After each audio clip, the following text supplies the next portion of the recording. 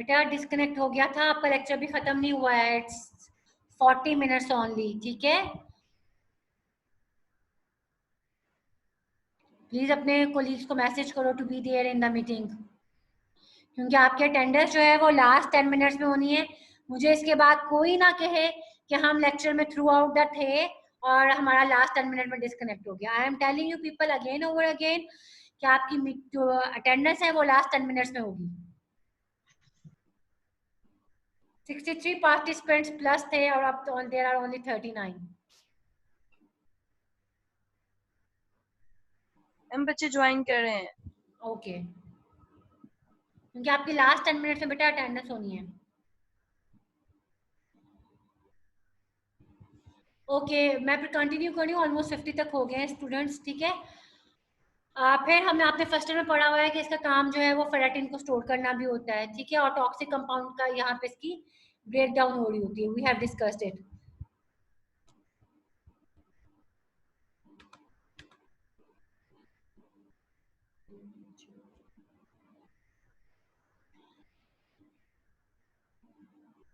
फिर oval cells जो है they are being removed by the Kupffer cells. इसके अंदर clotting factors, plasma protein I have discussed, fat soluble vitamin की synthesis हो रही थी, कोलेस्ट्रॉल की मेटाबॉलिज्म हो रही होती है, ठीक है, वी हैव डिस्कस्ड इट। और इसकी जो है वो सिंथेसिस किस तरह से हो रही होती है, गॉल ब्लैडर जो है वो 600 से 1000 ml पर डे के हिसाब से बाइल बना रहा होता है, और ये बाइल जो है ऑलमोस्ट 6000 तक, ठीक है, रेंज है इसकी, 600 से 1000 तक बना रहा होता है। और ये बाइल जो है वो स्टोर कहाँ हो रही होती है, it is being stored in the gall bladder में स्टोर हो रही होती है, ठीक है। और हर गॉल ब्लैडर जो है वो 30 से 60 ml तक जो है वो स्टोर करता है, बाकी जो है वो काम आ जाती है, ठीक है, जो आप डेली बेसिस के ऊपर fat you are taking it up, ठीक है। अब जो है this is the biliary system that is being shown upon you. Cystic duct है, कॉमन बाइल डक्ट है, हेपेटिक डक्ट है। अब बाइल जो है जैसे हमने पहले पढ़ा था कि सारी चीजें हमने अभी तक पढ़े हैं, 2 स्टेजेस में स्प्लिट होती हैं। Similarly bile is being splitted in the 2 stages, ठीक है। जो हेपेटोसाइट्स हैं ये क्या करते हैं, ये जो है वो बाइल को basically they are forming the bile, ठीक है। अब जो मॉडिफिकेशन होनी है वो यहाँ पे आके होनी है, फर्दर चीजों की एब्जॉर्प्शन, जैसे कि फर्दर इलेक्ट्रोलाइट्स की एब्जॉर्प्शन यहाँ पे हो रही होती है, ठीक है। बाइकार्बोनेट हो गया, सोडियम हो गया, पोटेशियम हो गया, एक्सेप्ट द कैल्शियम, ठीक है। और यहाँ पे स्क्रिशन हो रही होती है, कुछ एसिड्स की स्क्रिशन हो रही होती है, ठीक है, सॉल्ट्स की स्क्रिशन हो रही होती है। तो this is known as the further modification, ठीक है। तो हेपेटोसाइट जो होते हैं वो बाइल को रिलीज कर रहे होते हैं, और फर्दर मॉडिफिकेशन कहाँ पे होगी, it will be in the duct, bile duct.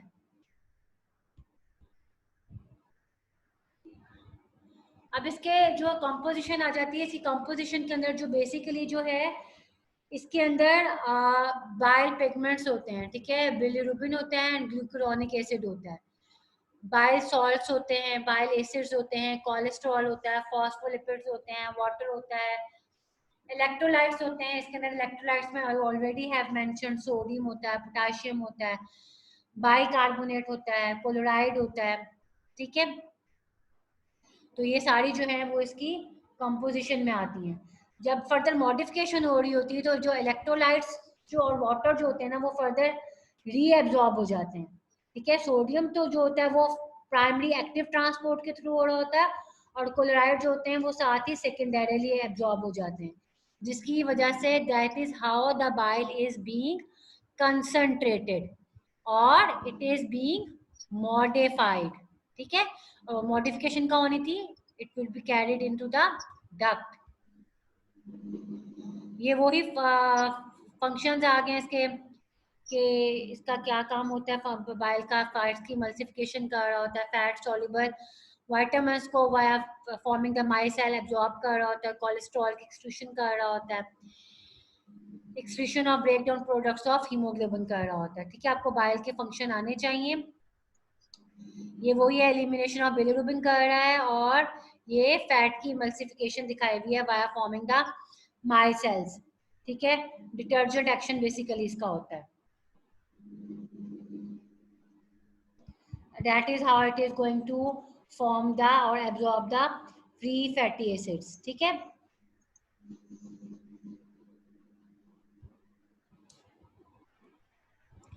अच्छा बेसिकली अब आपको यहाँ पे आना चाहिए, ये वही सारा बिलियरी ट्री दिखाया हुआ है, आपको इसमें आना चाहिए कि अब गॉल स्टोन्स कैसे बनने हैं, ठीक है, और इसकी आपको रेगुलेशन आनी चाहिए।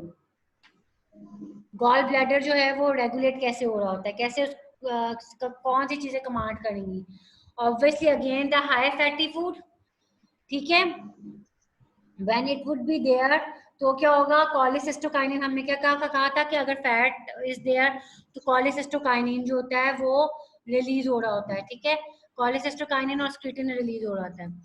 अब कॉलिसिस्टोकाइनिन क्या करता है, कॉलिसिस्टोकाइनिन जो है ये हाई फैटी फूड है, कॉलिसिस्टोकाइनिन ब्लड से जाएगा, ब्लड से गॉल ब्लैडर को जाके कमांड करेगा to release the to get contract and release the its content into the duodenum so that the fat content could be digested, ठीक है, और स्क्रीटिन भी जो होता है वो भी रिलीज हो रहा होता है, वो भी कंट्रोल कर रहा होता है, वो भी इसकी माइनर फॉर्म में जो है वो कॉन्ट्रैक्शन करा रहा होता है। फिर जो इसका काम होता है वो होता है पैरासिम्पैथेटिक के थ्रू, वागाई के थ्रू, लेकिन वो इतना पोटेंट नहीं होता, ठीक है, ज्यादा मोस्ट पोटेंट क्या है गॉल ब्लैडर की कॉन्ट्रैक्शन के लिए, इट इज द कॉलिसिस्टोकाइनिन। अब आपको हमने कहा था उसकी एप्लीकेशन में आपको आना चाहिए, गॉल स्टोन आने चाहिए, वो हमने पढ़ लिए थे, मैंने आपको बता दिए थे कि गॉल स्टोन कैसे बनते हैं। अगर तो हमने कहा कि उसके जो प्रोसेस में इन्वॉल्व चीजें हैं जिसमें वाटर था, बाइल सॉल्ट्स थे, बाइल एसिड्स थे, अगर इनकी जो है वो प्रोपोर्शन जो है वो डिस्टर्ब हो जाता है then it is going to lead to the formation of the gall stones, ठीक है, जिसके अंदर आ जाता है, हमने कहा था कि वाटर की एब्जॉर्प्शन ज्यादा होगी, उसने कंसंट्रेट ज्यादा कर दिया कैल्शियम को, तो गॉल स्टोन्स बन जाएंगे, ठीक है, हमने कहा कि जो बाइल एसिड है वो ज्यादा एब्जॉर्ब हो गया, कोलेस्ट्रॉल बहुत ज्यादा आ गया या फिर इन्फ्लेमेशन ज्यादा आ गई, it is going to form the gall stones, ठीक है बेटा। अब कल के लेक्चर से अब तक में जिनको क्वेश्चन है तो यू आर वेलकम। मैम अगर किसी को गैल स्टोन हो लेकिन उसको पता ना हो और उसने मतलब फैटी फूड ज्यादा खाया हो, तो मैम हो सकता है कि उसको बाद में इस फैटी फूड ज्यादा खाने की वजह से दर्द स्टार्ट हो जाए? हाँ बेटा ये होता है, क्योंकि ऑब्वियसली जिनको गॉल स्टोन्स होते हैं उनकी जो है ये डिस्टर्ब कर रहा होता है by biliary secretion going to the duodenum, obviously उसने फैटी फूड खाया है, उसकी प्रॉपर डाइजेशन नहीं होगी तो it would lead to the pain, ठीक है, it would lead to the anorexia and pain, patient anxiety ma'am में आ वही ना, जाता है ऐसे आफ्टर मतलब वो फैटी फूड। कुछ एक मंथ फैटी फूड लगातार खाया हो उसको पहले ना हो, क्या हुआ, पहले पहले तो उसको पता भी ना हो कि उसको नहीं फैटी तो फिर जब उसको उसको गैल पेन स्टोन है। होती है बेटा तो फिर वो डॉक्टर के पास, फिजिशियन के पास जाता है कि मुझे पेन होती है, फिजिशियन फिर अल्ट्रासाउंड एडवाइस करता है और फिर अल्ट्रासाउंड पे पता चल जाता है कि स्टोन है इस पेशेंट को, ठीक है, पेशेंट की जी हिस्ट्री जी ही ऐसे होती है कि खाना खाने के बाद पेन बढ़ गई है, और ये फिर फर्दर जी जी लीडिंग क्वेश्चन डॉक्टर फिजिशियन के होते हैं कि फैटी खाने के बाद बढ़ती है या प्रोटीन खाने के बाद बढ़ती है, अदरवाइज तो यूजुअली डायरेक्ट अल्ट्रासाउंड ही एडवाइस हो जाता है और पता चल जाता है कि पेशेंट को जो है वो गॉल स्टोन्स है, ठीक है। ओके कोई मैम और थैंक यू। कॉन्सेप्ट के रिगार्डिंग क्वेश्चन, कोई रेगुलेशन के रिगार्डिंग क्वेश्चन?